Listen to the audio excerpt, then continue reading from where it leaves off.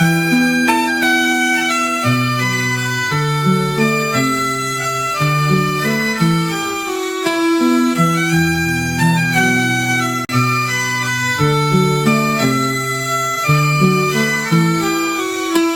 पिछले वीडियो में मैंने आपसे कनाडा के रिवर्स इमिग्रेशन के बारे में बात करी थी।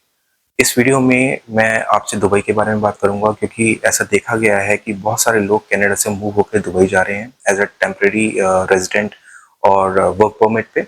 तो आज हम क्विक कंपैरिजन करेंगे कनाडा और दुबई की। दोस्तों, आज मैं कंपैरिजन सबसे पहले कनाडा की जॉब मार्केट से शुरू करूंगा। जैसे कि आप सब लोग जानते हैं, कनाडा एक बहुत रफ फेज से गुजर रहा है। अनएम्प्लॉयमेंट रेट बहुत ज़्यादा है, लोगों के पास नौकरियां नहीं है। तो आज लोकल कैनेडियंस दुबई जैसी कंट्री को फोकस कर रहे हैं जॉब सर्च के लिए।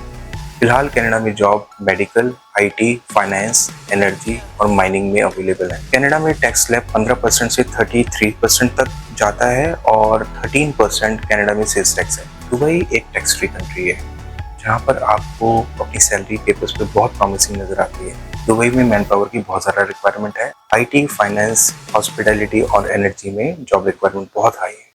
कनाडा आपसे टैक्सेस लेता है, लेकिन वो आपके टैक्सेस फ्री मेडिकल दे के यूटिलाइज करता है।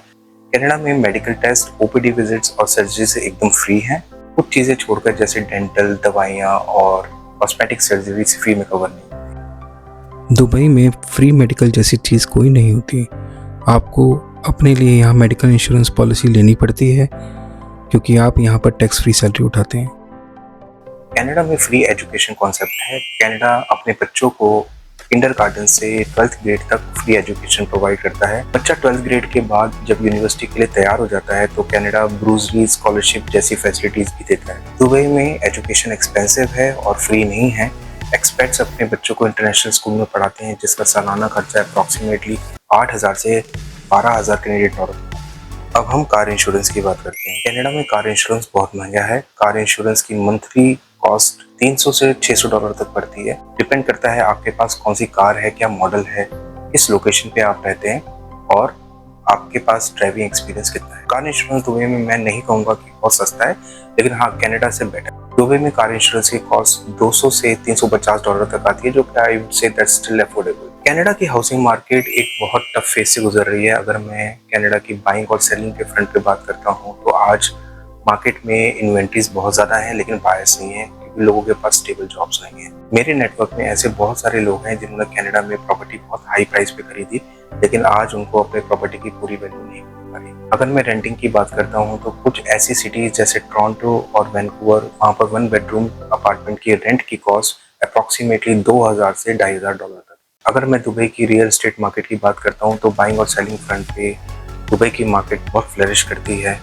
कई सालों से देखा गया है कि दुबई की रियल एस्टेट मार्केट ने अपने इन्वेस्टर को बहुत हाई रिटर्न्स दिए हैं। मैंने देखा है कि बहुत सारे फॉरेन इन्वेस्टर्स दुबई की रियल एस्टेट मार्केट में लार्ज अमाउंट में पैसा इन्वेस्ट कर रहे हैं। दुबई के हाउसिंग रेंट कनाडा के हाउसिंग रेंट्स के ऑलमोस्ट बराबर हैं, दोनों में बहुत सारा फर्क नहीं है। अब हम कनाडा की ग्रोसरी और लिविंग कॉस्ट के बारे में बात करते हैं। पिछले 5 साल में कनाडा की ग्रोसरी ने सारे रिकॉर्ड तोड़ दिए हैं। कनाडा की ग्रोसरी डबल से ट्रिपल हो गई है। लोगों का कैश फ्लो बहुत ज़्यादा कम हो गया है। A family of 4 people usually spends $1,200 to $1,500 on their grocery. अगर मैं दुबई की इन्फ्लेशन की बात करता हूँ, तो दुबई की इन्फ्लेशन काफ़ी कंट्रोल में है, हमेशा कांस्टेंट रही है। कुछ ऐसे प्रोडक्ट्स हैं जो दुबई बाहर से इंपोर्ट करता है, वो थोड़े एक्सपेंसिव हो जाते हैं। अब मैं कनाडा की क्लाइमेट की बात करता हूँ। मुझे कनाडा का वेदर बहुत सूट करता है। ऑन्टेरियो में जब एक्सट्रीम विंटर्स होती हैं, तो टेम्परेचर ज़्यादा से ज़्यादा -15 डिग्री तक जाता है, जो कि बियरेबल होता है। लेकिन जहाँ तक गर्मी की बात करता हूँ, तो गर्मी भी बियरेबल है, क्योंकि टेम्परेचर फ्लक्चुएट करता है 35 डिग्री से 40 डिग्री तक। तो मुझे कनाडा का वेदर बहुत अच्छा लगता है। तो मेरे हिसाब से, मेरे पर्सनल पॉइंट ऑफ व्यू के हिसाब से, तो मैं कनाडा को ज़्यादा पॉइंट्स दूंगा।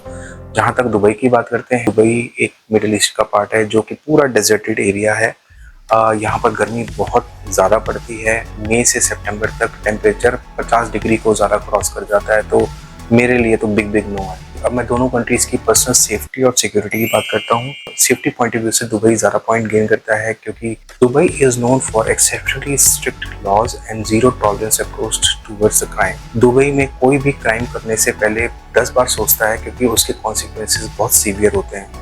दुबई की लॉ का फ्रेमवर्क इतना टाइट और इतना टफ है कि उसको ब्रीच करना बहुत मुश्किल है। कनाडा और दुबई के लॉ में कोई कंपैरिजन नहीं है, क्योंकि कनाडा की लॉ में बहुत सारे लूप होल्स हैं, लोग क्राइम करके बहुत जल्दी जेल में छूट जाते हैं।